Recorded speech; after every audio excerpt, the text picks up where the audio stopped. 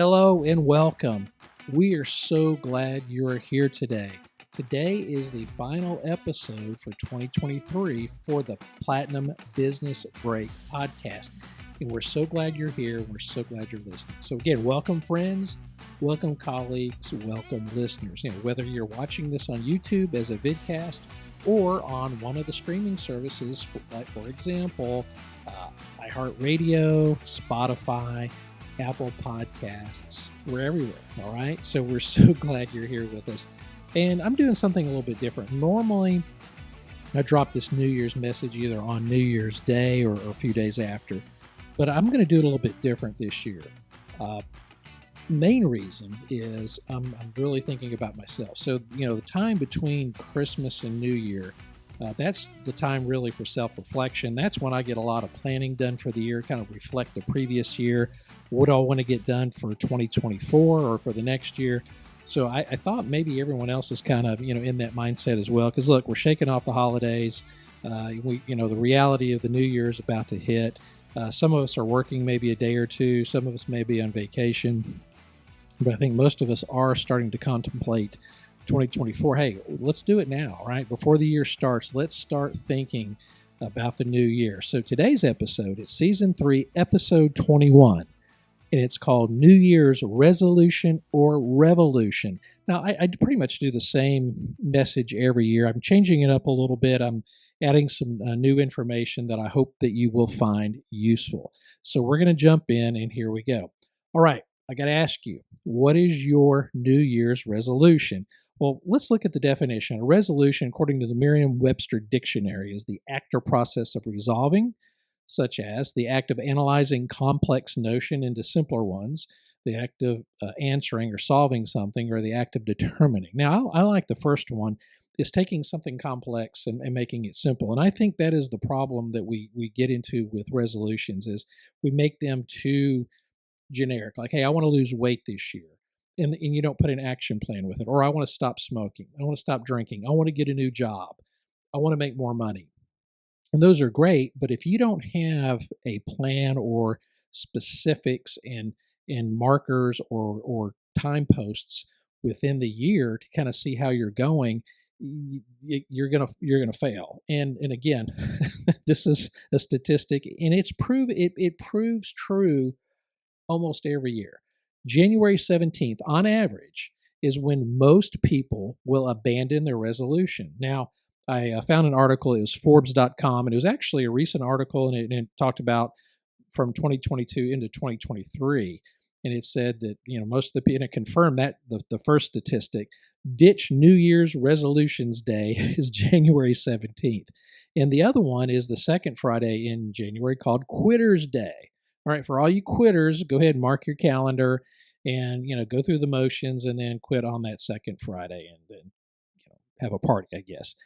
But this was interesting. The Forbes Health One poll survey for 2023, that's for this year, found that the average resolution lasts just 3.74 months. Let's just say that's 4 months. Only 8% of respondents tend to stick with their goals for more than 1 month, while 22% last 2 months, 22% last 3 months, and 13% last 4 months. Now, if you add all that together, really what that's saying is most of us don't really stick with our resolution.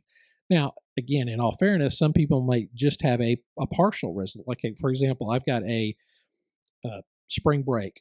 I'm going on a cruise. I'm going to the beach.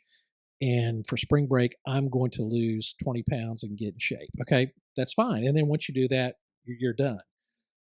Or maybe it's, hey, I've got a high school reunion coming up this summer, and I want to look smoking hot, right?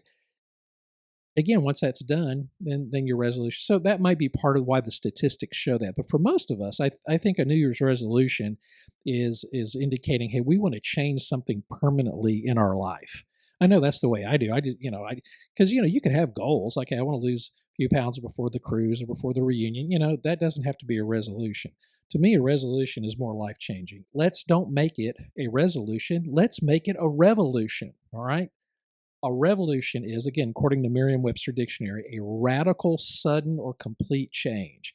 That's what most of us are looking for in 2024, I believe, is we want to change something. Again, whether it's our our weight, our appearance, our health, our job, our career. Heck, some of us may change our boyfriend, girlfriend, or spouse. I don't know, but it's a change, right? So you want to make a change, and that's what a revolution is a radical change, a complete change.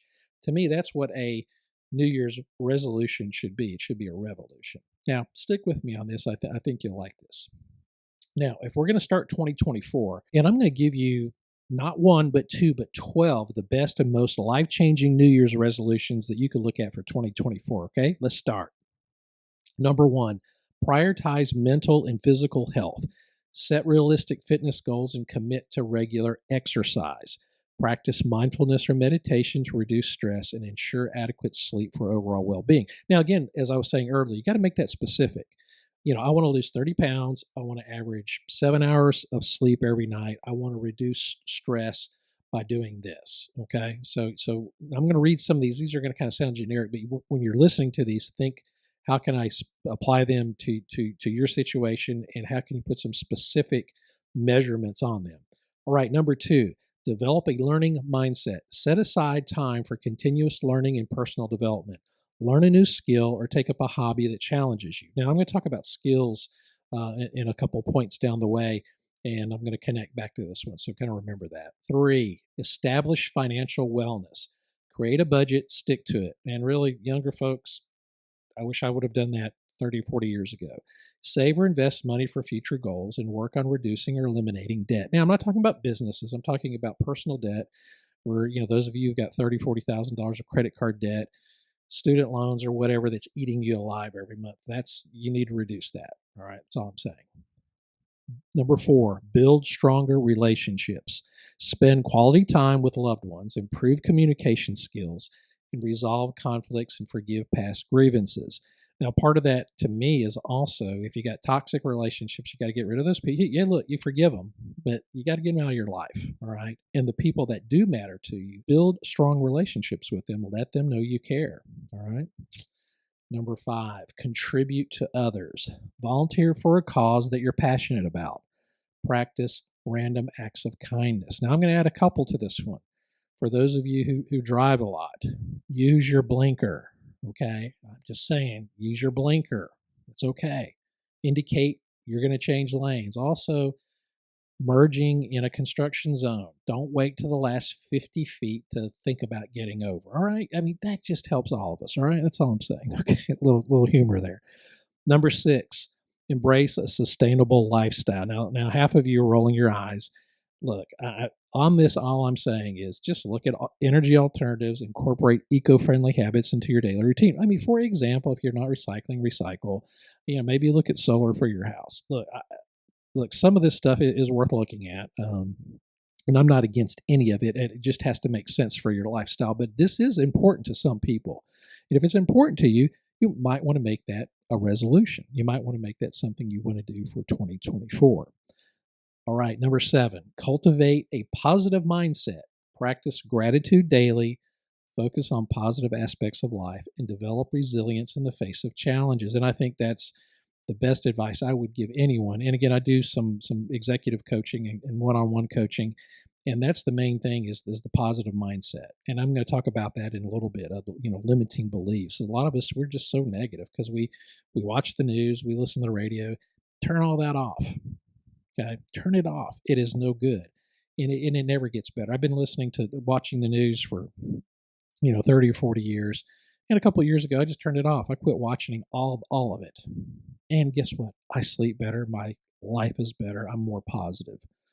All right, number 8, set career goals. Define career objectives and work towards them.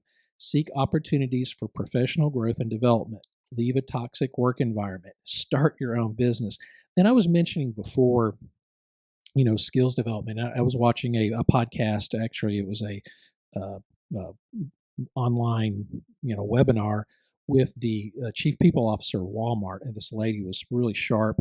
And again, some people don't like Walmart for whatever reason. I don't care about that. I mean, they employ over 2.1 million people globally. Over 370 million people visit their stores every week. So they know what they're talking about. And what she was saying, I thought this was really cool, is they're focusing when they're interviewing people, And when they hire people, it's more on skills development. It's not necessarily a college degree.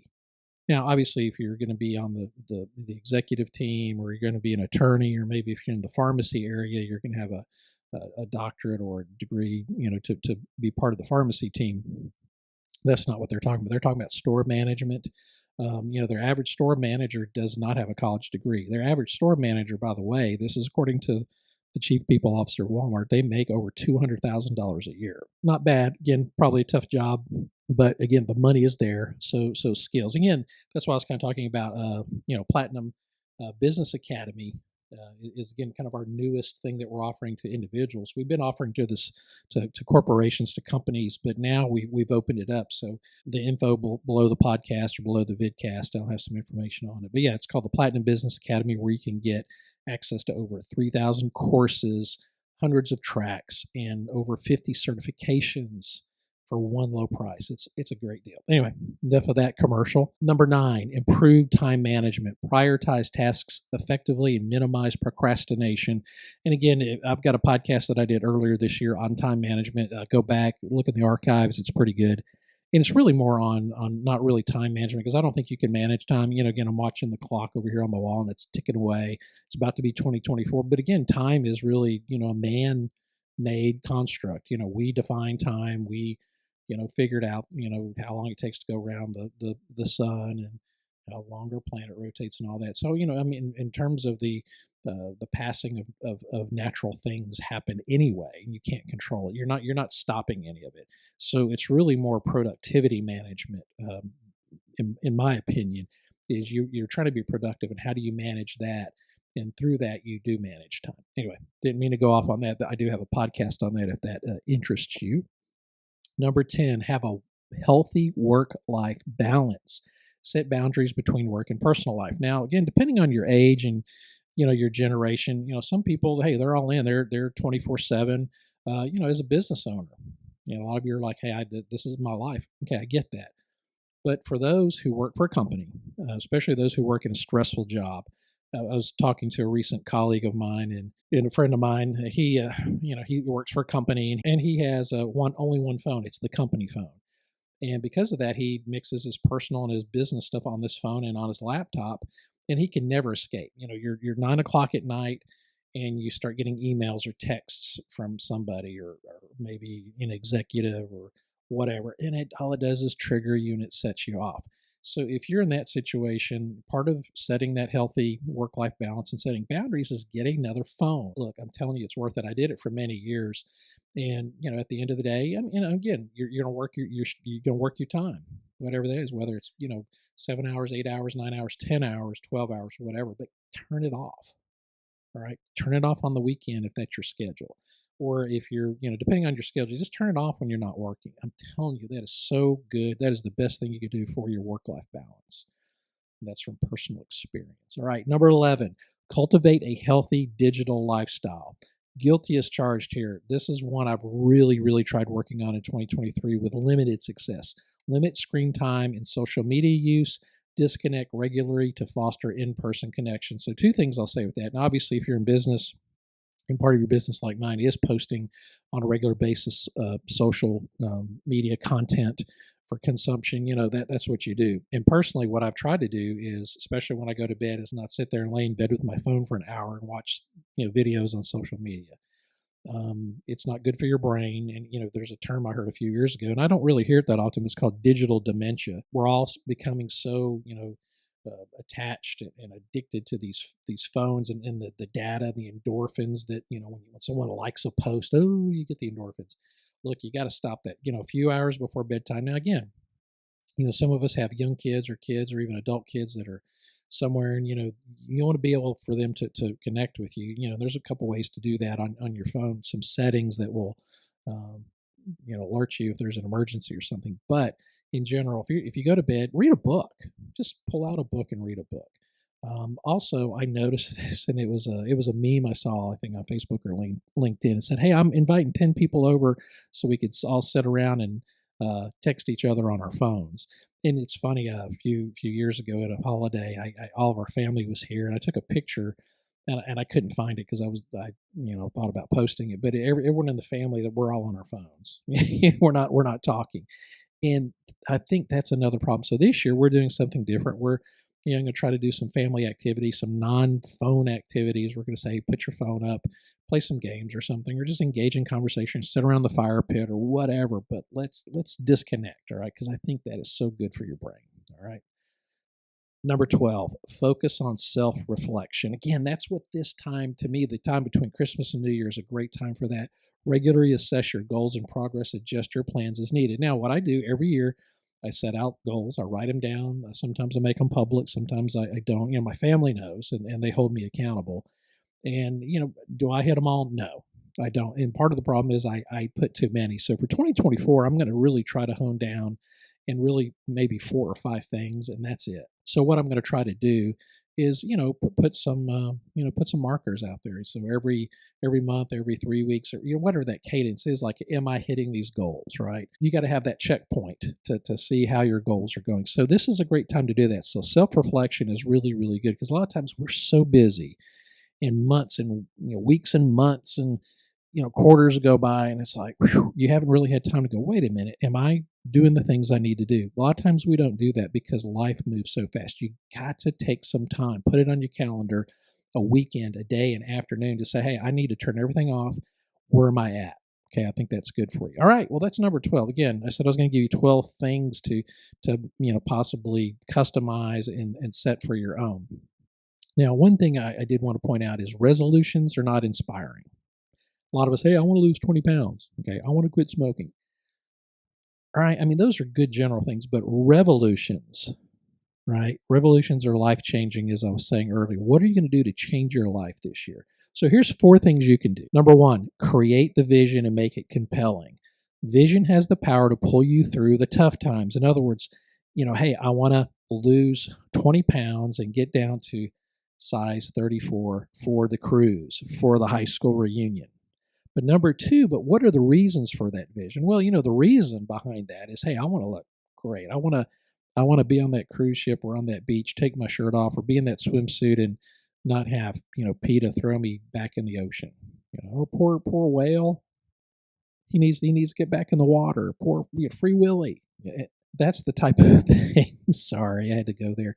That's the type of thing that I'm talking about is you have to have something that is so compelling. That's like, I'm going to lose that weight. I'm going to get jacked. I'm going to look smoking hot, or maybe it's that reunion, maybe in high school, you're the ugly duckling or whatever. And you're going to go back to that 20th, 25th, 30th, whatever reunion. You can say, you know what, I'm going to look good.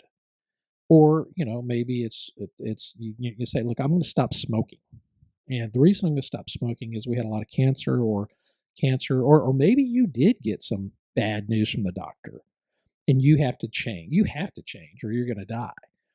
But you got to look at the reasons for that vision. And a lot of that is, hey, if I lose that weight, I'm going to feel better. If I lose this weight, I'm going to look great at the reunion. If I get in shape, I'm going to be able to run that 5K, and I'm going to be able to spend time with my kids or my grandkids or whatever it is, okay? So I hope that makes sense. So you have to have some reasons for that vision. Those will help get you through the inevitable challenges and setbacks. Believe me, they're going to happen. Number 3, raise your standards. Now, this is a little tough one to get, but listen to me. Goals are nice, but like resolutions, they're not always met. Standards are musts and non-negotiable. So we're going to talk about musts versus shoulds, right? So, so like, hey, I have standards. Okay, what are your standards? Well, standards are, I'm going to have a healthy lifestyle. Okay, part of your standards are, hey, I'm going to make sure I pay my bills. It may be, hey, I'm going to make sure I have good hygiene. Now, that sounds kind of gross, but stay with me on this one.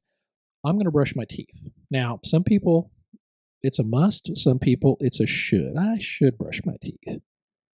Now, if you don't brush your teeth for a day or two, it's nasty. Don't do that for 6 months. Yeah. So a must. I must brush my teeth, so I don't have rotten teeth. Or maybe it's I have blood pressure. I have high blood pressure. I must take my medicine every day. Not should. I must, because if I don't, my blood pressure goes up, and then things that complicates things. So there's musts versus should. I must pay my house note. Not should. I must pay my house note. I hope that makes sense. So you got to raise your standards. You're going to put a priority on things that you must do. Okay, that's your standard. Now, if you're watching on YouTube, there's a picture of a giant, an adult elephant, and he's the picture shows he's tied to a wooden stake with a rope tied to one leg. And the purpose of that, or the story behind that is when he was a baby elephant, he was tied to that post and he couldn't break that rope because he was a baby. And he doesn't know any. Now that he's grown, he's a behemoth. He's a giant elephant. He could easily rip that pole out of the ground and break that rope, but he doesn't know any better. Why is that? Because he has limiting beliefs. And that's the same thing that happens with us. What you believe, when I'm saying your standards, are limiting your actions. So if you, and again, a lot of us have a lot of baggage from when we were young or young adults. So, you got to let that go. People told you can't do things. You'll never be a success. In that negative self-talk is really hurtful. So don't do any negative self-talk. You can do anything that you want. Now, for example, I'm never going to be a professional golfer. That ain't going to happen. I'm not going to be a surgeon. Ain't going to happen. But what I can do is I could get in shape.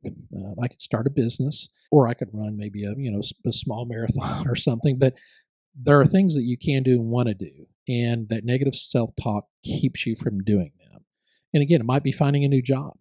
It might be like, you feel stuck, and you know what? Another year has gone by. Why is that? No one is making you stay there. Do something about it. It's your limiting beliefs. You think that you're not good enough to go get another job. Yes, you are. Go do it. All right. Number 4, create rituals which support your standards. So your rituals or your routine are actions that you do consistently. Rituals are musts. Now, again, those of you who know me personally or follow me personally on Facebook, back in 2019, I started kind of a health journey. I lost about 50 pounds. I saw pictures of myself at a Christmas party. I looked, fat Elvis. Looked terrible. My complexion looked terrible. I looked stressed. I was stressed. I was eating terribly. Cold turkey. I started going to the gym, and I work out 6 days a week. Now, obviously COVID slowed things up, but I still worked out every day. So my routine is I work out 6 days a week, rest one day. Typically that's on Sunday. When that alarm clock goes off, I get up, I go. I don't even think about it because it is my routine. It is a must. And I'm going to tell you, it's a must. And I'm going to tell you, I feel better. My clothes fit better. I've lost weight. I mean, people say, wow, you look great. You look great for your age. I'm like, appreciate that. And again, I want to be healthy because when I get into my 60s and my 70s, I want to be in good shape because I don't want to fall, break anything. So that is part of my resolution, or my revolution, is to continue and up the game on my exercise this year. All right. So again, routines are rituals. Rituals are musts. Okay, you got that? Because again, if you're watching on YouTube, you see the graphic there. Your daily routine matters, and most of us, if you get in the routine, it's easy. And I'm going to have a quote about that. And the discipline of that is easy. And I find if I miss a workout, I feel guilty. The guilt is crushing. And 20 years ago, I would have said, no, that's not me. I'm not that type of person. Well, because of my routine, I've become that person, and that's a good thing. All right, those of you who are watching on YouTube, you see a picture there. It's a picture of Michael Jordan. Now, this picture was taken, during the height of his career. He was a basketball player, and he's, without doubt, one of the greatest basketball players. And also, if you haven't watched, I think it's on Netflix, it's called Shoe Dog. It's the story of how Nike got Michael Jordan signed as their really first celebrity spokesperson, and it's a really great story, and it tells a little insight into Michael Jordan too.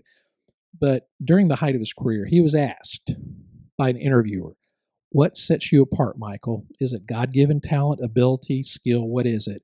Michael Jordan said this: "I have a lot of talent, a lot of God-given talent, a lot of skill. I worked really hard," he shared, "but really it's my standards. Every day I demand more from myself than anybody else could humanly expect. I'm not competing with someone else. I'm competing with what I'm capable of." Now, that is huge, and I think that really resonated with me because I believe ultimately the greatest challenge is improving yourself, and that's kind of what he's saying. I mean, if you're playing golf, you're playing guitar, racing, doing a marathon, you're trying to beat your time, or you're trying to do this. You're competing against yourself ultimately. And here's the cool thing: there's a graphic up on the screen again. Those who are watching on the YouTube video. It's if you improve 1% every day. Now, 1% doesn't sound very much, but think about this. And it's the same, it's the axiom of brushing your teeth every day or working out every day. If you do a little bit every day, at the end of the year, you improve 37%. It's 1%, that's 1.01 to the 365th power. But if you don't, you actually decrease 0.03%. So what the graph is showing is 1% improvement every day has a greater impact on your life than if you do nothing. So even if you do, for example, say, look, I don't want to go to the gym, whatever. Go for a 1 mile walk and then up to 1.5 miles. Get it up to 2 miles a day. If you could walk 2 miles a day, say 5 days a week for a year, would you look different? Would your health be different? Would you feel better? Absolutely, you would.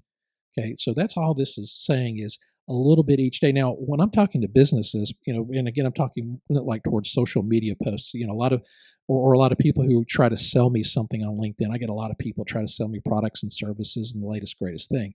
So I go to their LinkedIn page and, and when they started it, whether it was 6 months ago or a year ago or 2 days ago, their posts, they start out strong. Oh, they're posting every day. By week 2, they fall off because they have no discipline. They're not improving their business. So what I tell people is you've got to even just post something every day or every other day or every third day, but do it consistently. If you do it consistently, at the end of the year, all your algorithms, all your statistics, you have more followers, you have more likes, and you are making an impact. All right. Hope that makes sense. Now, here's another quote. I'm going to wrap this up. This is from a gentleman. He's a Navy SEAL, former Navy SEAL. Well, actually, I think he's a retired Navy SEAL, put it that way. His name is Jocko Willink. He wrote a book with another gentleman called Leif Babin. It's called Extreme Ownership. It's a great book. Read it. But here's a quote from Jocko. Don't expect to be motivated every day to get out there and make things happen. You won't be. Don't count on motivation. Count on discipline, okay? Discipline is important. And I'm going to show you another quote here in a minute.